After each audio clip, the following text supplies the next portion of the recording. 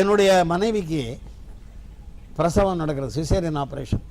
அப்போ சிவசுவாமின்னு ஒரு ப்ரொடியூசர், எம்ஜிஆர் நடிக்கிற அன்னமட்ட கையினுடைய ப்ரொடியூசர், அவர் எனக்கு ஃபோன் பண்ணுறார். மியூசிக் டைரக்டர் மகாதேவன் எல்லோரும் உட்காந்துருக்காங்க, நீங்கள் வந்தீங்கன்னா இப்போ ராத்திரி பாட்டு எழுதி நாளைக்கு ரெக்கார்ட் பண்ணி நாளன்னைக்கு தேவிகுளம் பீர்மாட்டில் ஷூட்டிங், நீங்கள் வரணும்னார்.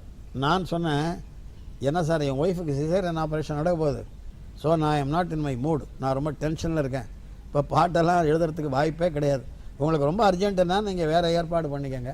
அப்போ அவர் வாய் தவறி என்ன சொல்லிட்டாரு, ஆப்ரேஷன் நீராக பண்ண போறீர்னு கேட்டார். அது ரொம்ப நக்கலான கேள்வி இல்லை. So I got wild. ஃபோனை கீழே வைடா, நீ அடித்து உதச்சிருவேன்ட்டேன். எம்ஜிஆர் மறுநாள் எனக்கு ஃபோன் பண்ணி, பாட்டை நான் தள்ளி வச்சுக்கிறேன், உங்கள் கோபம் நியாயமானது.